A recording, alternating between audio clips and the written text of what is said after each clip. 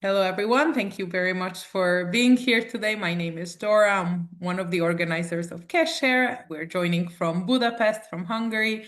The other organizer is also under the name Kesher, called Sebastian. And I just briefly want to introduce ourselves if you're joining us for the first time, although I do see a lot of familiar faces. So thank you so much for being here. But if you're joining us for the first time, we also are very happy to have you here and just want to let you know a bit about what we do.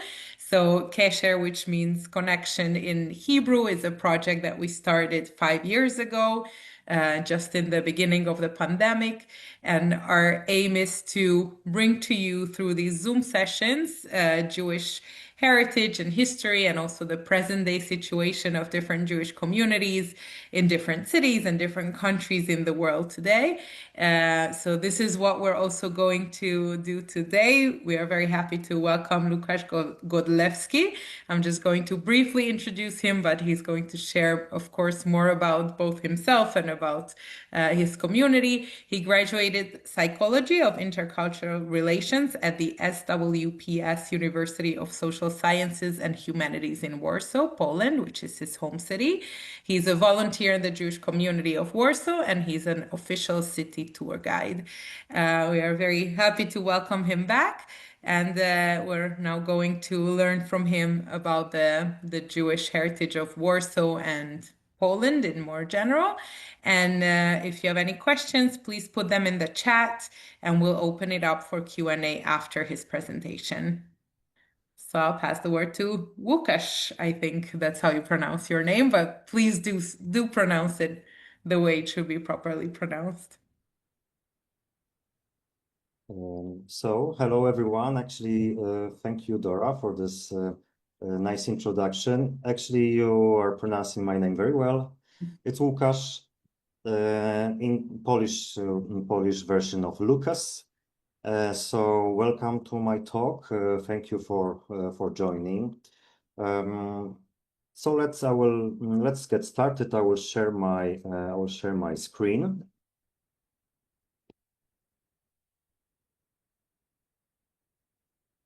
And let me know if everything is okay. Okay, this presentation will be divided into different parts. First, I will start from history, because history of Polish Jews is quite long. It's about 1,000 years, but of course, I will mention just the most important moments. Jews were present on Polish land since Middle Ages, since like 10th century. So since like the beginning of Poland. So then I will go, of course, through different centuries to the 20th century, to Holocaust history. I will show you heritage of Warsaw, Jewish heritage of Warsaw, Warsaw history, history also of my family before World War II, during the war, and also after. And I will also show you Warsaw Ghetto remains, and I will tell you how the Jewish social life and culture looks in Warsaw nowadays. So let's get started. This is about the beginning of Poland. First Jews in Poland and first privileges for Jewish communities. First Jews in Poland were actually merchants who were traveling through the country. Poland was like in the middle of an important trade route. And there were many travelers, and one of them, their names was Ibrahim ibn Yaqub from Andalusia. He was a Jewish merchant that was working for Arabs in Andalusia at the time, bringing them all kinds of goods from all around the world. And also he was writing about what he was seeing, about the different lands, different people, different kingdoms that he was traveling through. And also he was writing about Poland. So actually first informations that we have today in Poland come from that person. Then in the 13th century, a Polish prince, Bolesław Pobożny, created a law allowing Jews settling in Kalisz city. Kalisz is one of the oldest cities in Poland. Then, in the 14th century, King Casimir the Great, who was one of the most important kings in Polish history, he expanded those privileges to settle to the rest of the country. This is a painting of Casimir the Great. So, because of him, he developed a trade in Poland. And of course, there was a lot of Jewish merchants. So that's why they started settling along those trade routes. He cooperated with Jews. Levko he's a banker. He was like a royal banker. And King's mistress, Estera, was Jewish. It's more a legend than a history. Polish historians are not sure if Estera really existed, but some historians think that because of her, he was supporting Jewish community so much. So, because of his laws, persecutions of Jews were forbidden in Poland, and there was full religious freedom. This is an image of medieval Warsaw. Here in the middle, this is what we call today in Warsaw the Old Town. It's a very small area because medieval Warsaw was a very tiny city, surrounded with city walls. This was like a border of the city, and everything that was here outside, this was a very rural and not really developed at the time. If you look at this image lower, here you have Vistula River below, and it's like a panorama of a medieval Warsaw. Old Town is here with Royal Castle, and everything that is here on the left we call today the Royal Route. This is like the oldest artery of the city. This is one of the streets in today's Old Town in Warsaw, and on the right, you can see this black gate. On medieval maps, it was like a open and official street that was called Żydowska, which in Polish means Jewish street. It was like the first settlement in medieval Warsaw. 15, maybe 20 Jewish families settled here. Now we are going to the 18th century. On these images, here on the left, this black and white couple. This was Szmul and Judita Zbytkower. Szmul was a banker. Szmul was like the banker of the last king of Poland that you can see here below, this colorful picture, Stanisław August. He was like the last king of Poland. He cooperated closely with the Jewish community, and he made Szmul, his banker, the main representative of Polish Jews in the Polish parliament.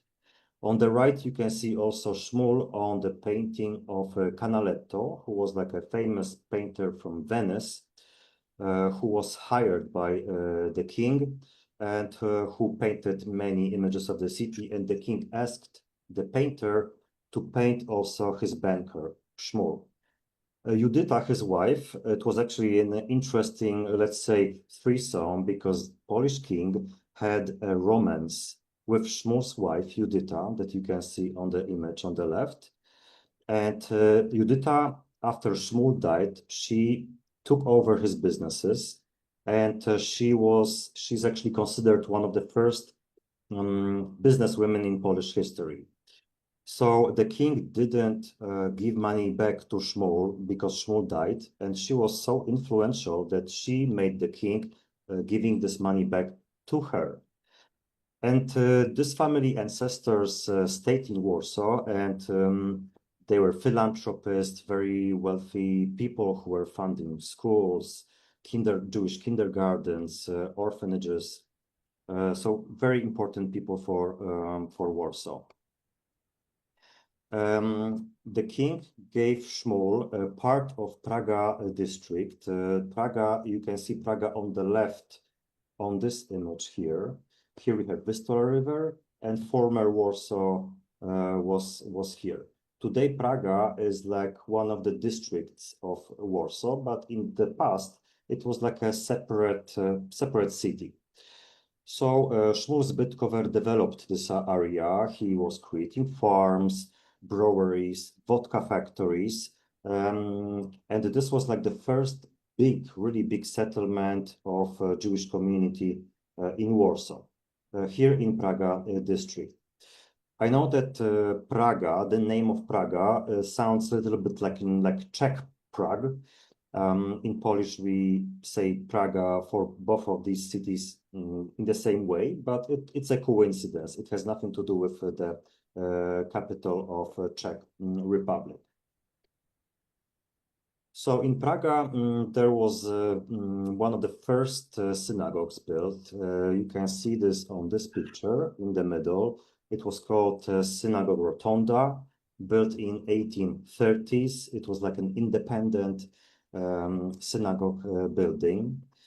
This is like an old picture from more or less 1915, 1916. So the synagogue doesn't exist anymore because it was damaged during World War II, but it wasn't bombed. After World War II, it was still standing there, but during the communist regime, in around 1950s and early 1960s, there was some order to take it down. We don't know who really gave this order, so it doesn't exist anymore.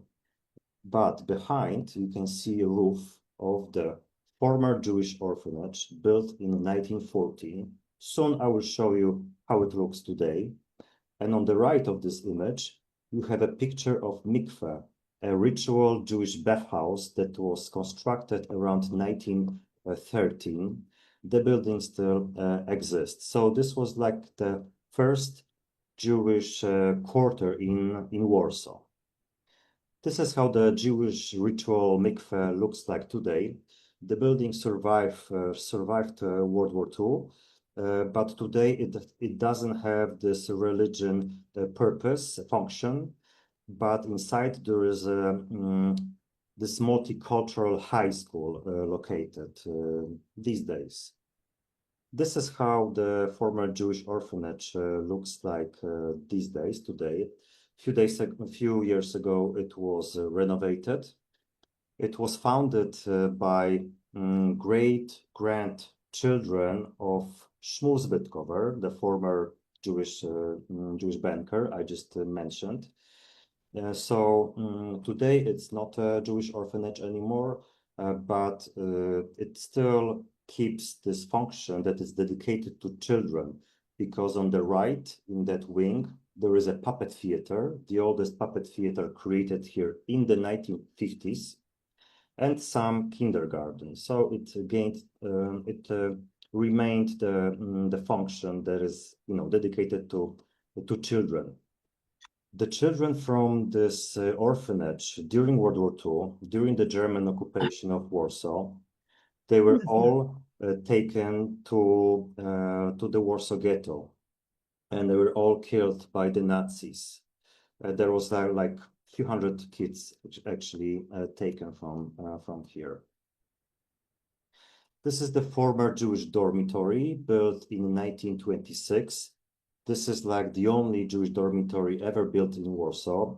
It's located not far from the Jewish orphanage, and it served young Jews who lived outside Warsaw, outside the city, who wanted to study in Warsaw, but they didn't have enough money to rent something. So this was dedicated for them.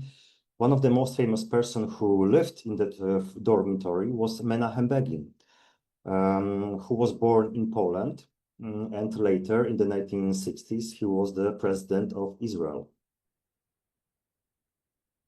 On this picture, you can see a building that doesn't exist anymore, the Great Synagogue, built in 1878, closer to today's city center of Warsaw. So not in Praga, we are going back to the other side of the river.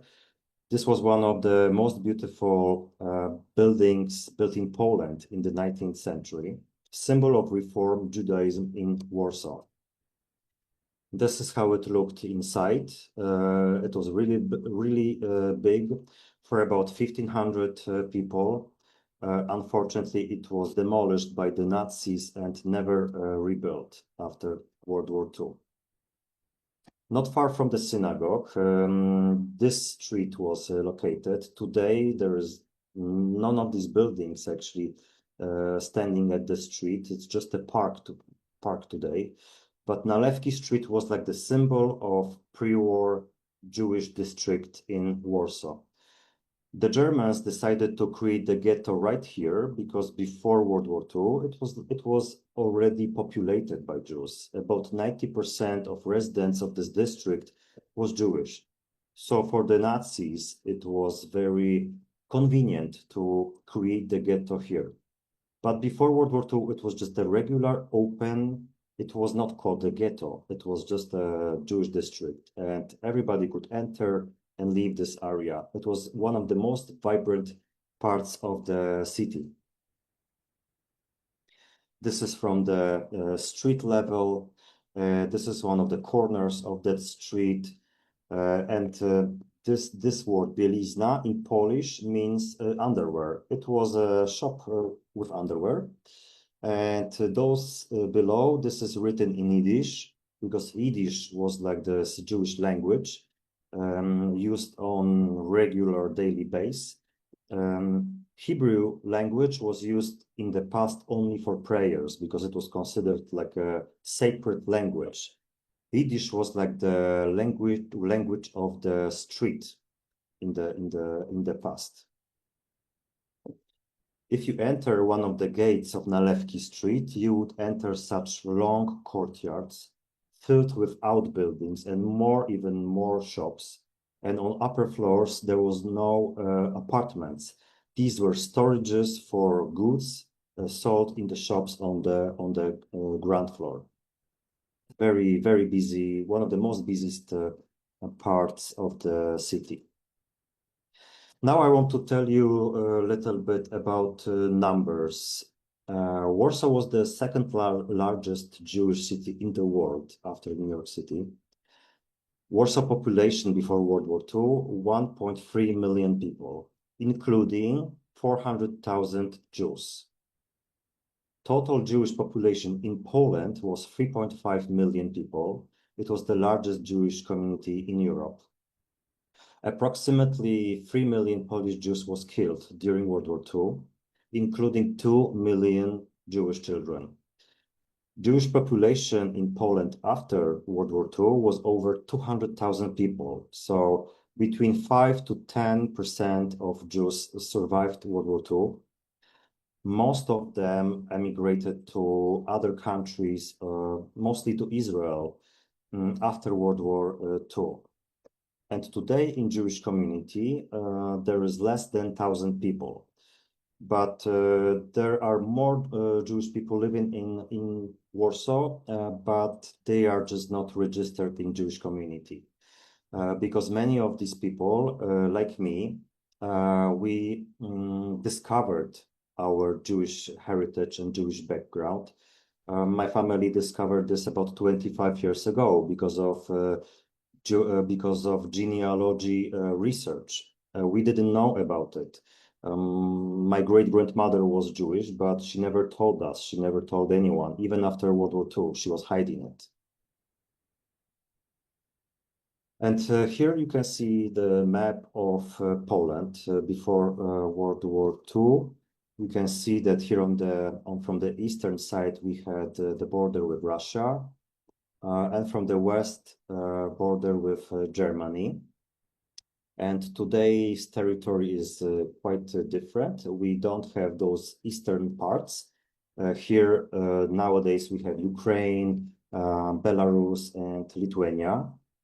And after World War II, we got those lands here from the west that were German before World War II.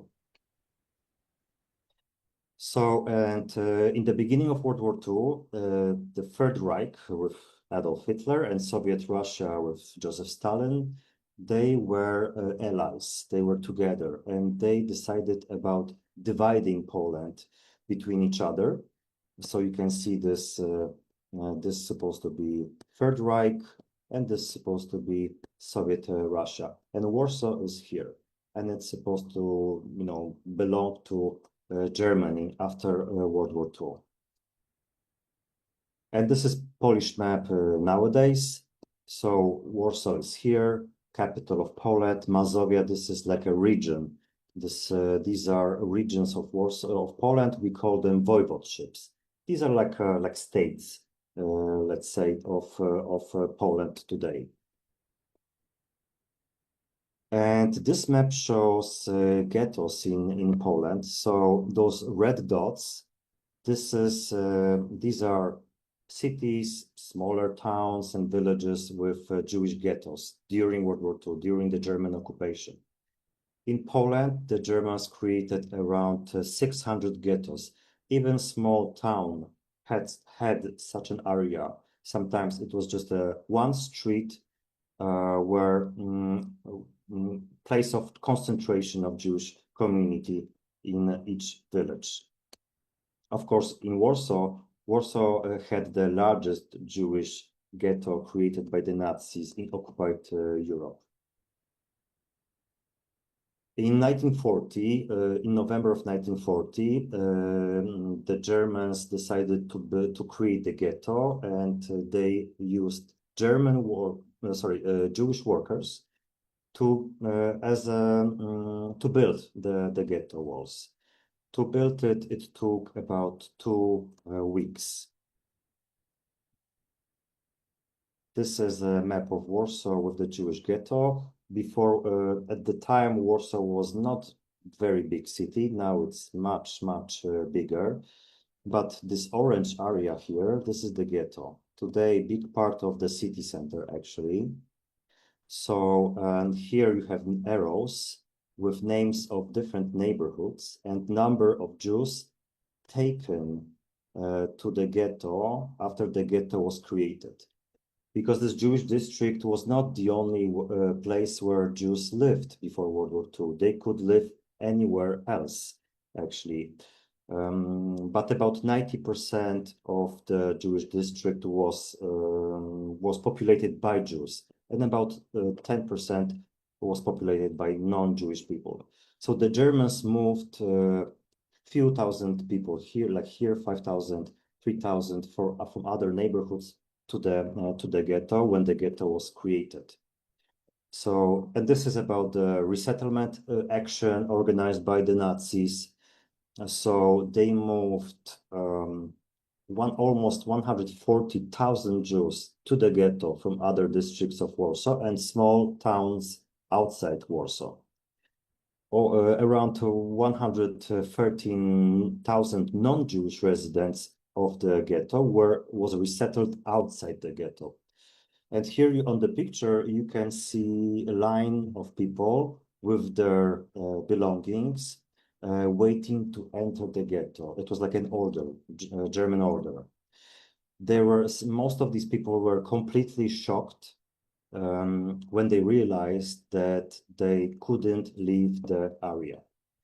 So inside the ghetto, there was almost 500,000 of people after the resettlements. On this picture, you can see Jewish kids caught by ghetto police during smuggling food to the ghetto. Because they were small, clever, they knew some ways to escape the ghetto. They were finding food and they were bringing this food to the ghetto for their families.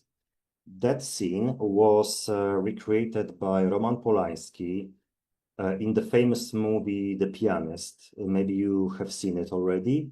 If not, I recommend to watch it or rewatch it, because Polanski actually recreated many real scenes in the movie based on German photographs.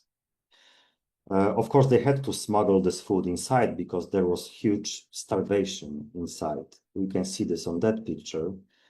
At some point, there was such a lack of food that every person ate about 150 calories daily, which means like 2 slices of bread with anything. It means slow death by starvation eventually. And on this picture, you can see ghetto police collecting dead bodies from the street. And if you look at their faces, you can see that they also suffered starvation. Around 100,000 people died of starvation and diseases, mostly children and older people, so the weakest. In summer of 1942, the Germans deported 300,000 Jews from Warsaw Ghetto to Treblinka death camp. Treblinka death camp was located around 100 kilometers from Warsaw. And this is where Warsaw Jews, but not only from Warsaw, but also from other cities, were killed. There was it wasn't a concentration camp, it was a death camp, extermination camp.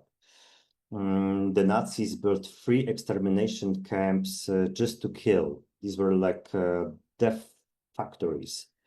So people from the train, they were marching directly to gas chambers. They were told that it was like a transition camp before further journey to work camps, and they were supposed to go to showers, but of course those showers were gas chambers. Almost 1 million people was killed in Treblinka. On this map, you can see the concentration camps in occupied Poland. So Treblinka is here near Warsaw, but you can see those arrows that shows that Jews from also other cities were transported to that camp. Here, for example, close to Krakow, you can see Auschwitz-Birkenau, the largest extermination camp in occupied Poland. It's close to Krakow, so Krakow Jews and also Jews from other parts, not only Poland, but also other countries were taken.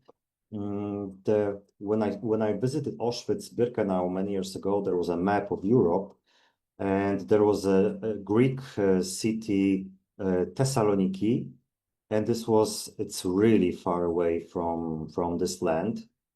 And Jews from Thessaloniki were transported to Auschwitz-Birkenau to kill them. But during such a long journey, most of these people was dead already during the arrival to Auschwitz-Birkenau, because there was no food, there was no water, summer, heat. So most of them was already dead. And in 1943, there was a Warsaw Ghetto uprising. It was the first it was a first uprising in occupied Europe, organized by several Jewish organizations. One of the most famous one was Jewish Combat Organization. It was from 1 to 2,000 fighters, not many people, who decided to fight. Of course, they knew that they wouldn't win with the Nazis because they were not very well armed. They had some gasoline, some guns, so they were throwing Molotov cocktails. But on German side, there was about 50,000 soldiers and German tanks, so they didn't have a chance. But the purpose was to die in fight, to not be caught alive, and to die in honor of fight. In 1943, when the uprising started in the ghetto, there was still about 50,000 people. So most of the people that were there were civilians. During the uprising, they were hiding in bunkers created almost under every residential building in the ghetto. The Nazis, of course, they suppressed the uprising. The uprising lasted about 4 weeks. On this picture, you can see civilians found in one of those basements, bunkers, by the Germans, just executed. This is what they were doing, finding civilians and immediately executing them. So from those 50,000 people in 1943, almost everybody was killed.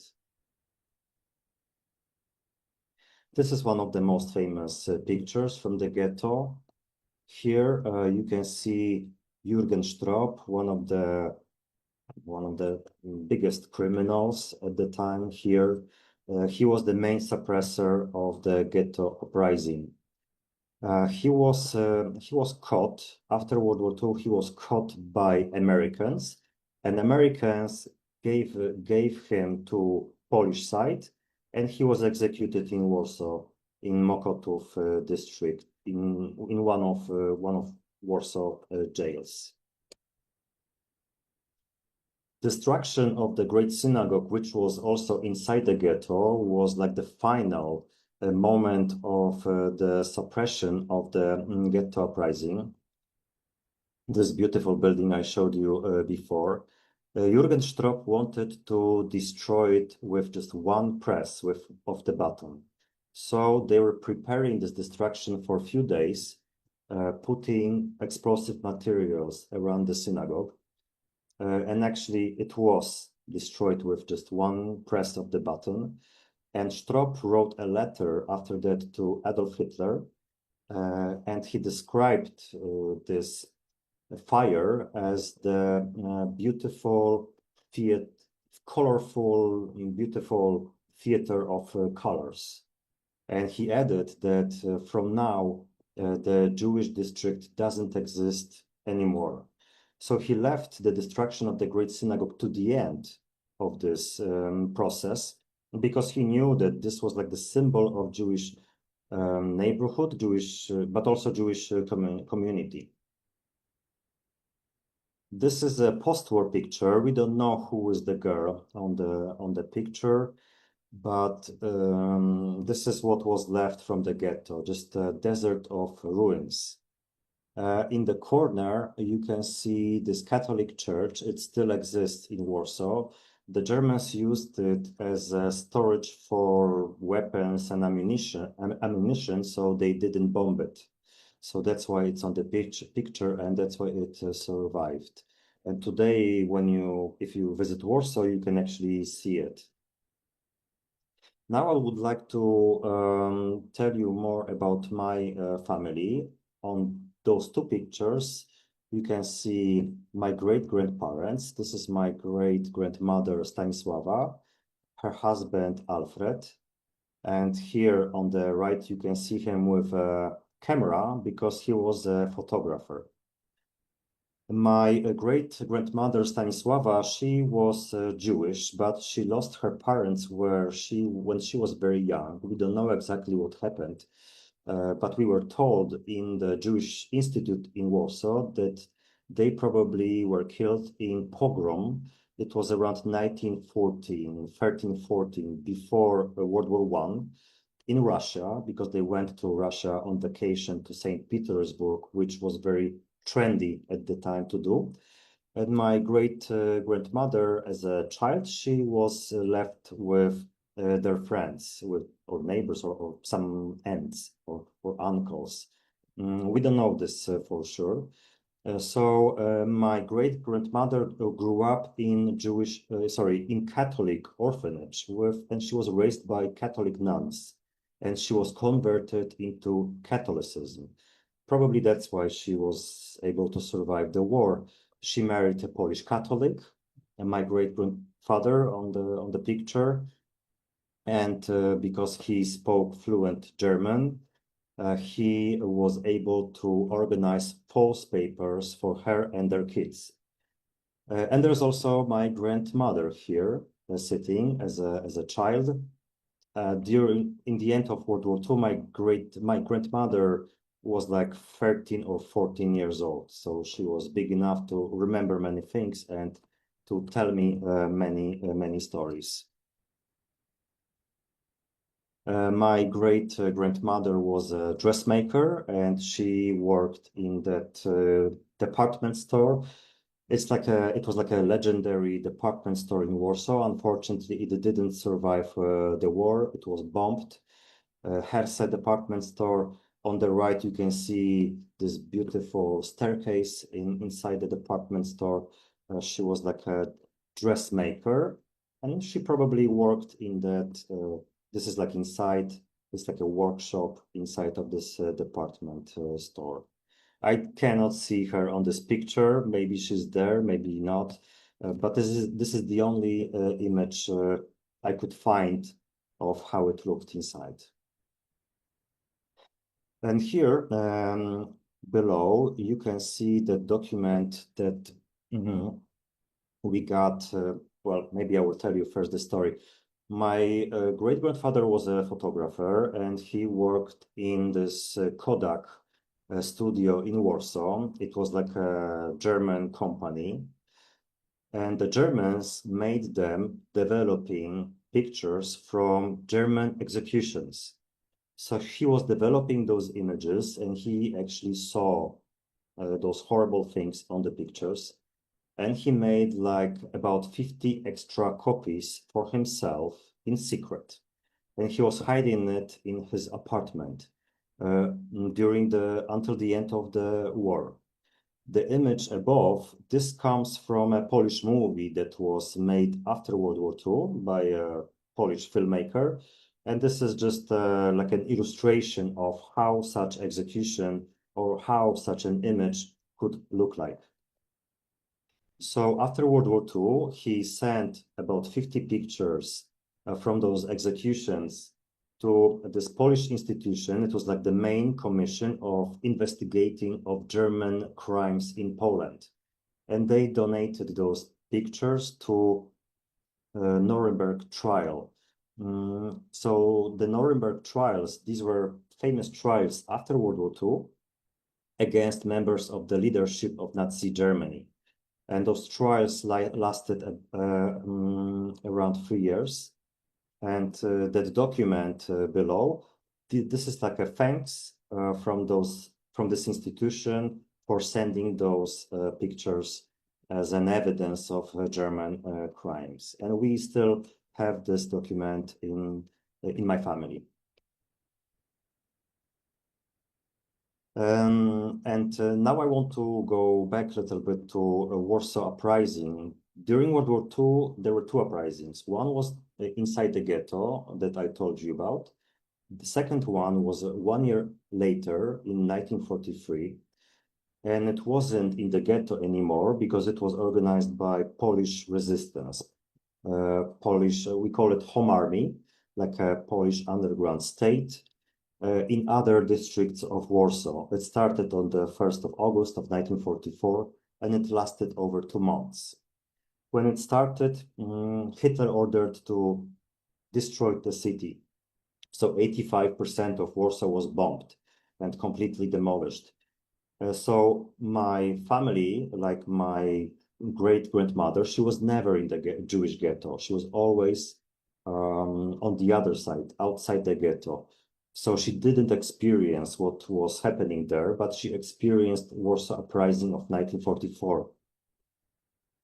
And this is a picture that is a great illustration of the story that I heard from my grandmother, who was 13 during Warsaw Uprising. Here you can see a group of civilians. On the on the left of the picture, you have this barricade that covers people from being shot by Germans when they cross one of the streets in the city center to go for water. You can see they are carrying buckets and they are going for water. It's an old picture, but it was colorized by one of photographers like a few years ago. And my grandmother told me the story that she was going with a bucket to one of the courtyards of residential buildings, and she saw a big line of people in front of the well. She decided to come back later. She left the courtyard, she left the building, and few seconds after that, a German bomb destroyed the building and killing everybody in the line for the water. So it was just a coincidence that, just luck, that she survived it. This picture also shows something interesting, like this woman, this woman in front. People try to look nice. You can see her hair being done. She is wearing nicer clothes. Look at her shoes. They have small heels actually. Not very comfortable probably in the circumstances, but people try to live normal life, and taking care of themselves was one of those elements of keeping normal life. During Warsaw Uprising, there were also mass executions of civilians, non-Jewish civilians, because it was the time when most of Warsaw Jews was already killed.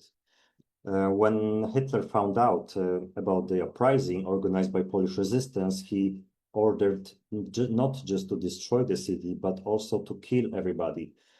He said, "Kill anything that moves."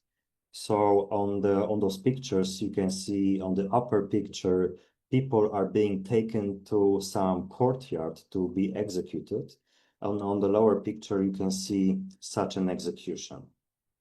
The Germans killed at the time about 100,000 people during those executions, civilians, and another 150,000 people died from German bombs, fires, and demolition. Another scene, real picture taken by Germans, and scene that was recreated by Polanski in the Pianist movie.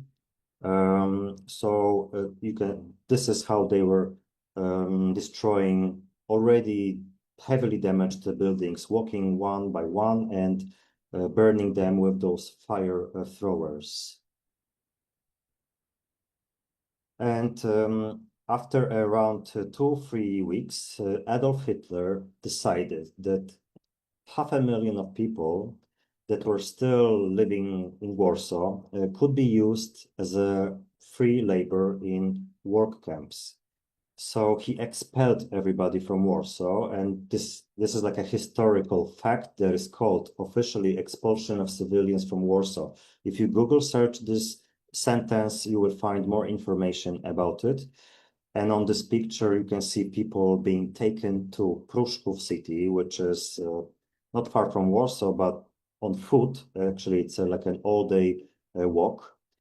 So in Pruszków, there was like a transition camp where the Germans were selecting people and sending them to work camps, concentration camps, families with young kids. And in my family, besides my 13-year-old grandmother, there were also two boys, her brothers. One of them was just 1 year old. So such families, they were taken by trains to rural parts of Poland, leaving them in the middle of nowhere, which was actually the best that could happen. So they left the wagons, they found some farms, and my family stayed with some Polish farmers until the end of the war. And after that, they after the war, they returned to Warsaw. This is how this transition camp looked like. In Pruszków today, there is a museum of this camp. This is my grandmother. Her name was Anna. On these pictures, in the end of the war, she was about 14 years old, but on these pictures, she's 20 plus, 20 something. And on this picture, there is no my grandmother, but my great-grandmother and my mom here. My mom is around 20, maybe 3, maybe 24 years old. And I like this picture because my great-grandmother looks very protective of my mom. And what happened in the 60s, that it's something that my family learned also about 20 years ago. In 1964, she changed her family name from Lemberger, which was obviously Jewish, to Markiewicz, that sounded Polish. She also changed her parents' names in her birth certificate from Hersch and Gitla to Henryk and Genovefa. These are Polish names. She did it because in the 1960s, Poland became again very anti-Semitic. And 4 years later, there was this very famous in Poland, famous event. We call it March of 1968. There were anti-government demonstrations in Poland, mostly in universities, demonstrations of students, professors, demonstrations against lack of freedom of speech. And after those demonstrations, Poland, communist Polish regime, decided to expel 20,000 Jews from the country. Yes, so under communist regime, Poland is ultra-nationalist and highly anti-Semitic. And here on this picture, you have the famous speech of Gomułka, who was like leader of Poland at the time. And he says, "Jews, we are allowing you to leave." Of course, it was just a kind of propaganda speech because it wasn't about allowing them to leave. They had to leave. Some people didn't even know that they had Jewish background because they were raised as Jewish orphans. They were raised by Polish Christians. And sometimes Secret Service was just knocking their door and telling them that they had to leave Poland. So my great-grandmother changed her name 4 years before that, but already back then, atmosphere in Poland was very, very anti-Semitic. So she did it for safety. So now I want to show you Warsaw Ghetto remains. So Warsaw Ghetto was almost entirely demolished after the ghetto uprising. And on this picture, you can see really one of the few original buildings. These were built in the end of the 19th century. Originally, they were very elegant. They were not just brick buildings. There was like a plaster with decorations on facades, and they were not bombed. 2 buildings on the right and 2 buildings on the left. This is Próżna Street. This is the only street from the former ghetto that contains original houses on both sides of the street. Next picture will show you the right houses being restored. It happened around 10 years ago. Private investor bought these buildings from the city and restored them, and life came back to the street. You can see some cafes, some restaurants. The building on the left, unfortunately, is still waiting for the renovation. I've been doing talks for Kesher for about 4 or 5 years, and every time I had this talk, I say the same, that the left house is still waiting for the renovation, and unfortunately, nothing is changing and happening here. These were apartment buildings with many apartments inside, and this was one of the most wealthy Jewish neighborhoods of Warsaw before World War II. Inside of the gate of one of the neglected house that was on the left on the picture, you can see this cornerstone with date 1898. This is date of construction of this house. And those cornerstones, they were protecting corners of those gates from being hit by a horse carriage. Because at the time there was no cars, but people were using horse carriages. This is the Nożyk Synagogue. This is the only synagogue that survived World War II. It's a building from the turn of the 19th and 20th centuries, so it's over 120 years old. It was burning in the end of the war, but it was not bombed. So inside, some wooden elements had to be reconstructed, but the walls are original, and it's actually amazing that it's still here. This is how it looks inside. Above, you can see galleries for women because it was an Orthodox synagogue, and it's still an active synagogue today. There are prayers every day, and it serves a small Jewish community in Warsaw. Another building that still stands today, a Jewish nursing school, but the building was built in the 1920s as a bank institution. During World War II, it was inside the ghetto, and the Germans allowed it was the only school allowed to operate in the ghetto, and it was a Jewish nursing school led by Luba Blum-Bielicka. You can see her on this picture. She's here below, and other nurses, students above. Luba Blum-Bielicka managed to survive World War II. She escaped the ghetto, and she passed away in the middle of the 1970s. So she survived World War II. Her husband, unfortunately, was killed by the Germans. In Warsaw, we also have several fragments of the original ghetto wall. Here on this one, this one is the most known. You can enter this area to get closer, to look at it closer. On the wall, you have a map of Warsaw Ghetto and also some missing bricks here with information inside that those bricks were taken to Holocaust museums all around the world. This one is in Houston, Holocaust Museum, this one in Melbourne, and this one is in Yad Vashem in Jerusalem, Holocaust Museum. The Emanuel Ringelblum Jewish Historical Institute, one of the most important research institutes concerning Polish and Central European Jews. It was built in the 1930s. Before World War II, the building was the headquarters of the main Judaic library. And also there were secular studies, it was the first such Jewish educational center in Europe. That alongside theological studies took into account also secular studies. So really a special institution. It's amazing that it survived, and it stood next to the Great Synagogue.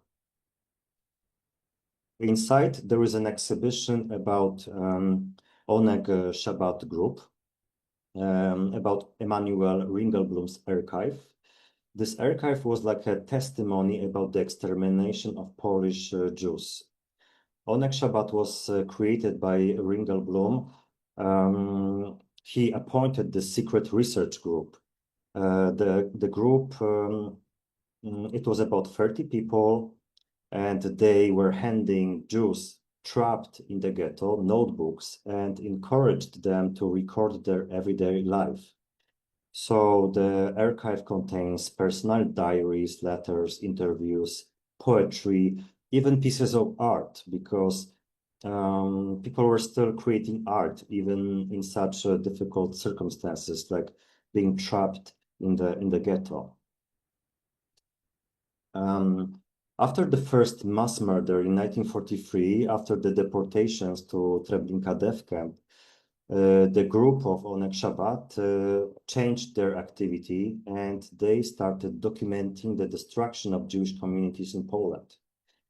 The organization's reports about several death camps reached London already in 1942. It was smuggled outside the ghetto, but unfortunately nobody wanted to listen.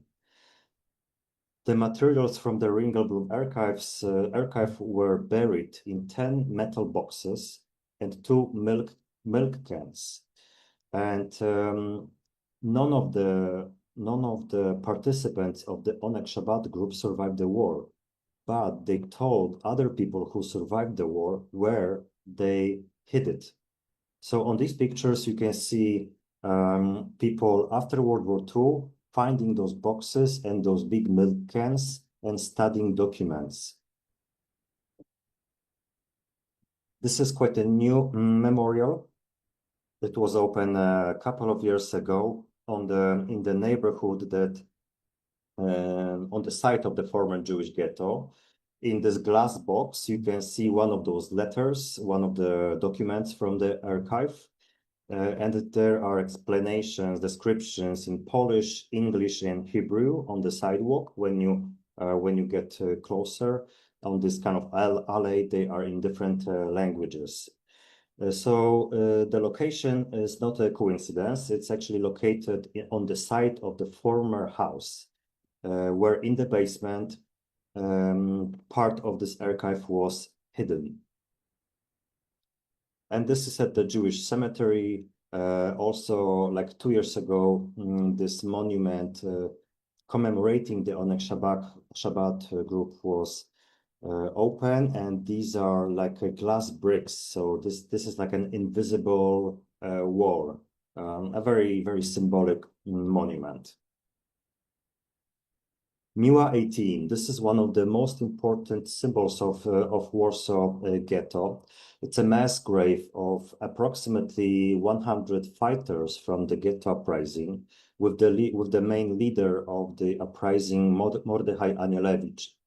That small hill in the back contains ruins of the house that stood above the most important bunker, the biggest bunker, that was used by Jewish fighters. There was a moment when they were hiding inside, around 100 people, and the Germans found them, and they decided to commit suicide altogether. So it remains their grave these days. Next to it, like on the right from Miła 18 monument, there is a new archaeological excavation because the bunker was under several buildings.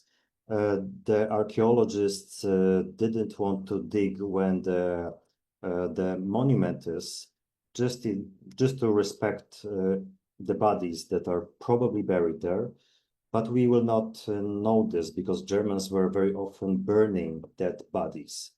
So there may not be any body anymore, but they dig next to it, and they uncovered some of the basements, and historians are sure that this was part of Anielewicz bunker. And today, if you visit Warsaw, you can actually enter it, and almost every day, it's open, and there is a person who will give you a tour and explain what you're looking at. We have also this surviving building of the former Jewish Children's Hospital, building that was constructed in the 19th century.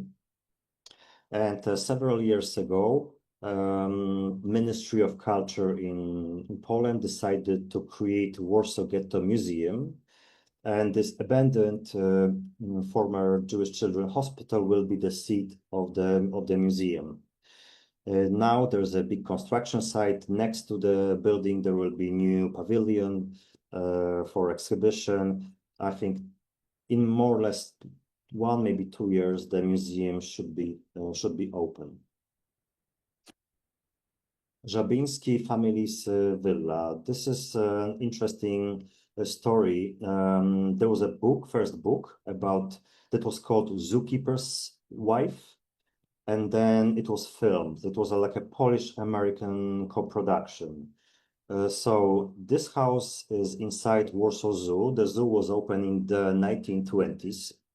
And before World War II, Żabiński family, it was Jan and Antonina Żabiński. I will show you them on the next picture. This is how they looked. They decided to hide Jews from the Warsaw Ghetto.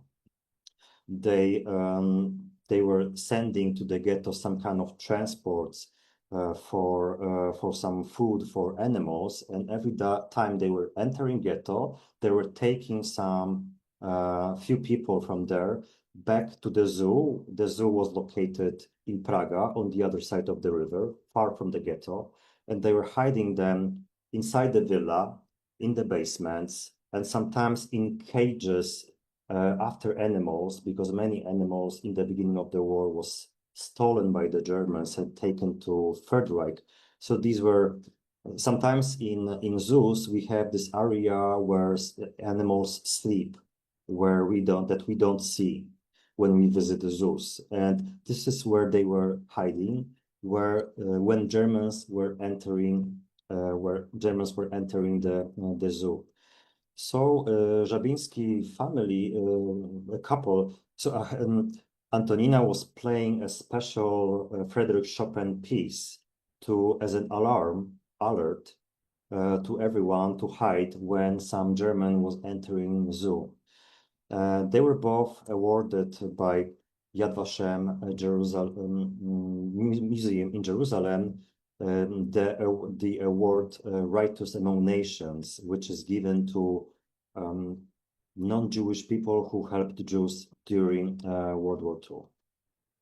Today, actually, when you visit the zoo, you can also visit the villa, and you can see in the basement that the corridor that was used by Jews to leave the villa, to run away from there.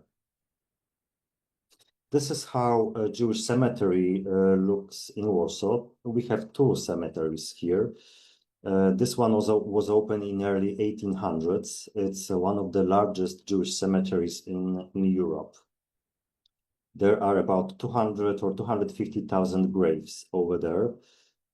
It's really big. It was not bombed. This is really amazing. You can go there and it's like a stepping back in time. As you can see on the picture, that nature takes over this area. There are some renovations here. You can see some results of recent renovations on this picture. These are really beautiful, tombs. Now I want to tell you a little bit about Jewish life, activities, and cultural events in Warsaw today. On those two pictures, you can see two different Reform synagogues, Beit Warszawa, that was established in 1999, and Etzheim synagogue, established in 2006. So the previous synagogues I showed you, the Orthodox one is not the only active synagogue in Warsaw. We have also JCC, Jewish Community Center. It's located right in the middle of today's city center of Warsaw, very active institution. They have Hebrew classes, they have cooking classes. Here you can see such cooking class where people learn how to do halka bread. You can see this on that picture here. We have also a Jewish school, ורשה Jewish School, established in 1994. This is like a primary school and high school for Jewish youth. Zinger's Warsaw Festival. It's every year at the turn of August and September, sometimes in the beginning of September. It lasts around 10 days, 2 weekends. There are indoor concerts, outdoor concerts like here that you can see on this picture. The festival starts with a Shabbat dinner. It's open to the public. Everyone can sit here. Of course, unfortunately, there are not enough seats for everybody because there are some limitations of that table and of that square where it's located. And there are concerts in several places, also in the Nożyk synagogue. You can see one of these concerts here on this image. We have also Jewish Film Festival for over 20 years. And now the festival the screenings are in Poland Museum of Jewish History. And there's like an award, David's Camera. This is like the main award of this festival. And last year, the main award for the best film of the year was given to Real Pain movie. Maybe you have seen it already. It's a really good movie, filmed in several cities in Poland, but also mainly in Warsaw. here two main characters are standing in front of historical of Polin Museum that you can see on the next picture. This is Polin Museum of the History of Polish Jews. This is the other facade on the other side. It was opened in 2014. And it tells this 1,000 years history of Polish Jews. It's not a Holocaust museum. Of course, it talks also about Holocaust, but it goes through centuries. So it's more like a historical museum. Inside, in one of the exhibitions, you can see replica of the ceiling of the Gwoździec synagogue. Gwoździec is the small town, former Jewish town. The synagogue there was burned down by the Nazis, by the Germans, and the ceiling was recreated with 17th century technology in original way, and Polish artists recreated paintings from the synagogue. We have very good documentation of wooden synagogues in Poland. This is me a long time ago when I still had hair on my head. Tel Aviv, Gdynia, Warsaw workshop. It was an exhibition about architecture in Tel Aviv, Gdynia in Poland. It's a Polish city, and Warsaw, and similarities of a modernist architecture from the 1930s.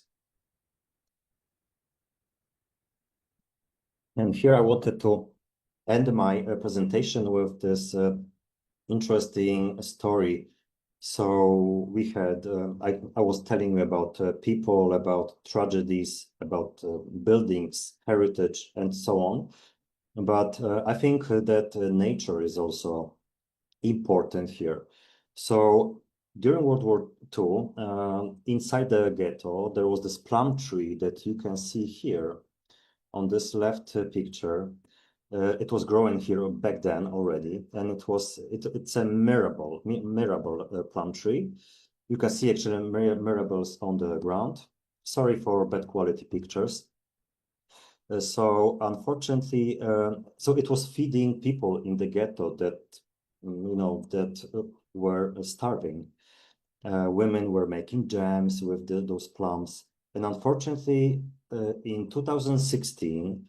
Private developer who bought piece of land here to build a new apartment building cut that tree in front of it, and it was a huge scandal because many writers were writing about this mirable tree. It was just a legend, and they did it without permission. So then we found out that there was this Polish-American married couple who visited Warsaw years ago, and they took from this mirable tree 3 seeds, and they took them to Washington where they live. They planted them. The tree grew, and they offered that they can send part of the tree leaves, like branches, back to Poland. So we could try to recreate actually the tree. It's like I would say like a great grandchild of the previous tree, but it's like the same core. So she sent it to Poland. On the left picture, you can see that one of the activists. So there were many people involved in this, even scientists who found out the way to recreate the tree. So the branches, there were new roots over there. And so when the tree was ready, it was grown inside this office of this institution. This is like a foundation operating in the neighborhood. Group of people met, like here on the right, you can see, and they planted that tree. This is like a famous writer who wrote a children's book about this mirable tree years ago. Unfortunately, it's not translated to other languages, but you can see there were even books about this. And this is like a final result. Residents of this neighborhood They are standing around this mirable tree, celebrating. And here you can see first fruits. Like 2 or 3 years ago, first fruits appeared on that tree. So you can see how, for me, this is one of the most amazing stories that even nature, a plant, is important because there's not much left in Warsaw. And even such a tree is very important to people, and it's also Jewish our heritage here. Thank you very much Thank you so for much, your attention. Łukasz. Thank you for this beautiful presentation and sharing all this history and also modern day with us. It was really good to see, especially this last story and all the life that there is still in Warsaw. And of Yes, course, thank you everyone for being here today. We want to let you know that with your contributions to Kesher, you're also donating to the genealogy department of the Jewish Historical Institute in Warsaw. So thank you very much also for that. And those of you who are looking into genealogy in Poland, you can also contact them. We will send information about them so you can get in touch if you're interested in that. And I also just before reading questions, I want to thank all of you for the chat that's been going on. I saw that for some people it was popping up. I hope it was not distracting. I think you can close it on the side or put it in the settings maybe for next time so that the chat doesn't pop up. But I just want to say that there were so interesting comments. First of all, a lot of them congratulating you, Lucas. You can look at it later, thank you. but also many people sharing their family stories. I'll try to read out some of these comments, sharing resources, recommendations. Also, some people recognized when you spoke about the bricks that are in different museums. Some people mentioned that they are in their museums in their cities, and even the Ringenboom archive. So it was just very nice to read all these comments. And now I'll try to read some questions.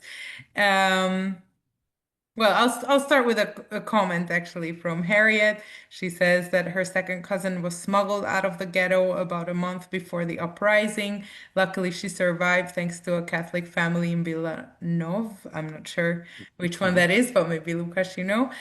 We are in touch, and she still lives in Warsaw. So there were such stories shared in the chat. Many people were asking about tourism, if you can recommend tours, like several day tours of Jewish heritage of Poland or Holocaust tours to Poland.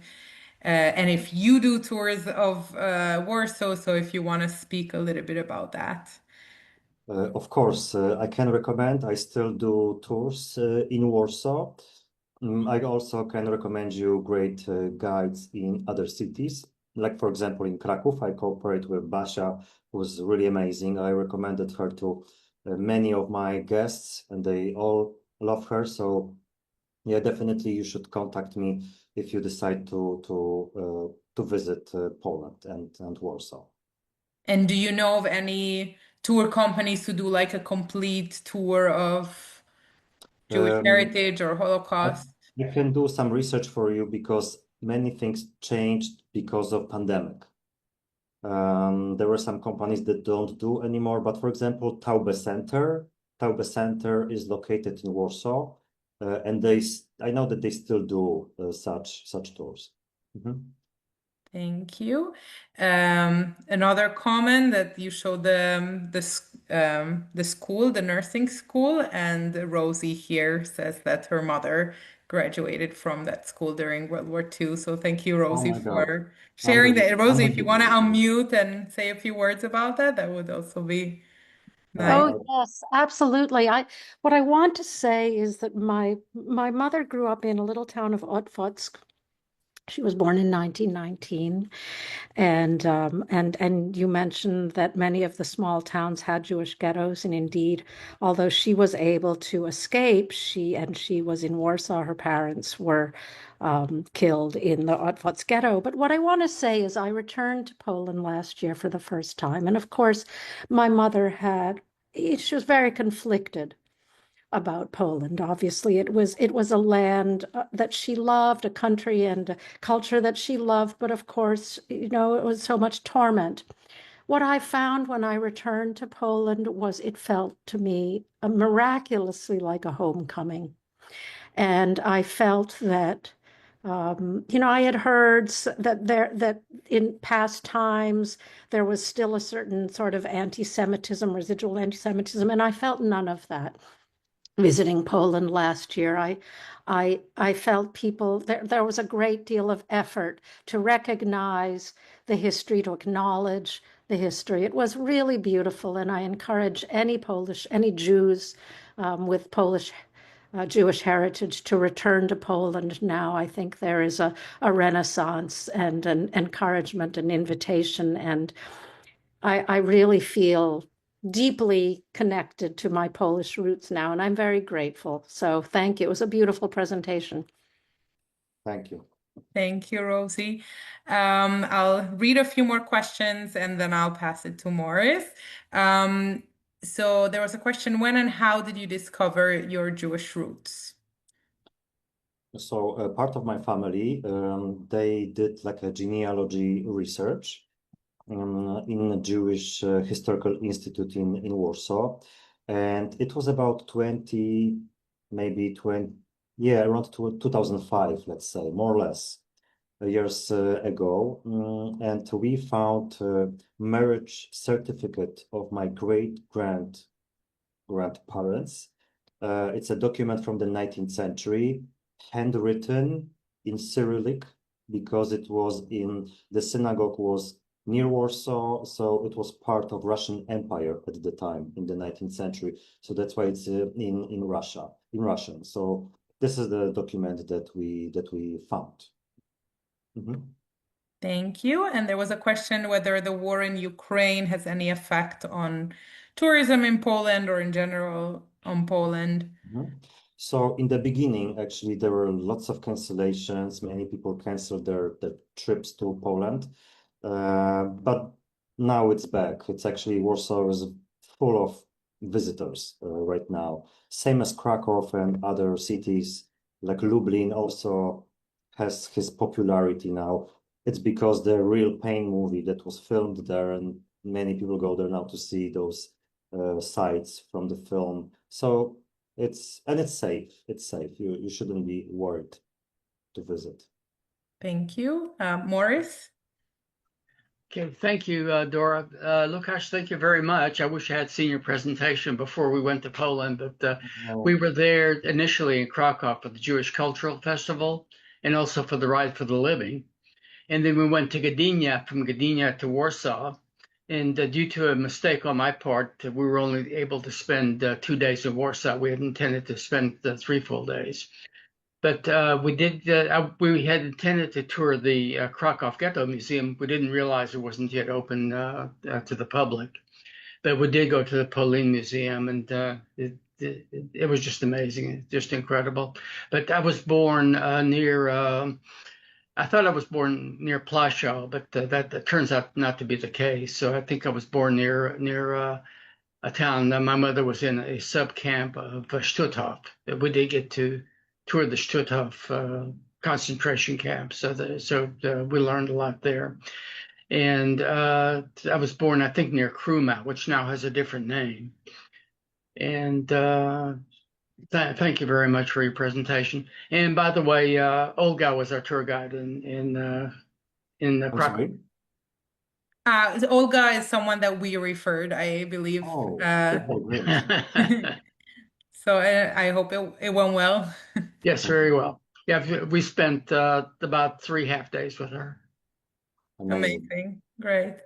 And there are many questions about resources. First of all, thank you everyone who is sharing ideas of movies and tours and books, and I see many different information. We'll collect all these, and tomorrow we'll send you a follow-up email, which will include also Lukasz's email address. So if you are planning to visit Warsaw, you will have the chance to get in touch with him. We'll also send out some other resources about the community, about book recommendations and other informations. And you'll also receive the recording, which will be available for 3 days to watch and 7 days for members. So you will have all this with you tomorrow. And I'm just checking if there are other questions. I see a lot of more congratulating Lukasz and also a lot of recommendations for books and further resources. Sylvia has a question. She has a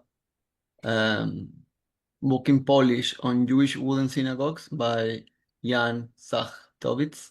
So she's from Ottawa, and she's asking where she could donate this book, if you can suggest somewhere, because it's in Polish again. Oh, I would have to do some research, and maybe we will add it to the email after. I will try to find it in English. I'm not sure if it was translated actually, but yeah. Thank you. Okay, thank you. Thank you. There's a question if you can share the address of the plum tree. Oh yes, of course. Hang on. Maybe let's put it to email because I have to check exact. I'm not sure which building is there next to it. What number of the building? But I will definitely share this info with you. Thank you. And if you can recommend resources for genealogy. Yeah, so the best is, of course, Jewish Historical Institute. It's located in Warsaw. They're really amazing and welcoming, open people working there. They helped my family to do the research. Yes, and they're amazing people, and you should. This is the best place actually to search. We will actually share Dora, you wanted to say about the recording? We did a talk with them. So they explain about the institute and the how they do the research. So we will also share this recording with all of you tomorrow. Yeah, and we'll also share further resources like other websites that can be helpful for genealogy. But yeah, you can definitely watch the talk we did, and I think it's gonna give you a lot of answers probably. There's a question, can you take some time to talk about the main Shabbat service and dinner options on Shabbat day or Friday? For conservative or Orthodox or different denomination. Yeah, I mean, there are just a few places in Warsaw where you can actually eat kosher, 2 or 3 places. I will check this for you if they still operate, and we will also add it to our email. Thank you. Yeah, I'm just checking how well do people speak English in Poland in general? Oh, very well, actually. I mean, generation of my parents don't speak English so much, but my generation speaks very well. And young people speak very, very well because we learned English from like primary, like since we are 7 or 6 or 7. So don't worry, most people on the street when you visit will speak English. Thank you. And I see many questions about the Jewish Historical Institute. They absolutely speak English as well. So feel free to write to them. And I do believe that they deal with many cities, not only Warsaw, but other parts of Poland as well. It's general. Okay, Mark? I went to Warsaw in 1970. I was struck by this huge monument, the front of it and the back of it. It was near what was in 1970 the Jewish Historical Institute. I thought it might be in your presentation. Is it still there? Is the monument still there? Monument, maybe. It's by architect in Rappaport. Oh yes, Ghetto Heroes Monument. Yes, that's a beautiful front and back. Tells much about Jewish history. Yes, so it's the front with Anielewicz, and other fighters. Of course, it stands in front of Polin Museum nowadays. And yeah, in the back of the monument, there is this, because there are different themes of each site. And in the back, this is like a walk into extinction. Yes, this is by Yes. Nathan Rappaport. It's a monument from 1948. Yeah, actually, I should. I don't know why I didn't have it on this presentation. I should. Maybe I will add it to the next ones. In fact, I think a street near the monument was named after Anilevich. Yes, yes, next to it, Anielewicz Street. That's right. It's true, and it's still named after Anielewicz. Thank you, Mark. So I hope I covered most of the questions. Sebastian, if you see others that I skipped, a lot of the questions are about resources that we'll try to share with everybody tomorrow. But if there is something else that we should read out now, then Sebastian, please. No, I think some people want to be in touch with other people, so we will send separate emails about that. So Yeah, see if that there some is questions were anything that was unanswered or you want to be in touch with someone, or like, please feel free to write to us and we'll try to do our best to accommodate everyone. And if you have resources to suggest other than the ones that you already shared in the chat, you are also welcome to send us an email. We'll be sending it out tomorrow morning. So if you want to share something, then please send it today. So I think we'll close for today. I see a lot of thank yous. Lukasz, you also will need to read through the chat.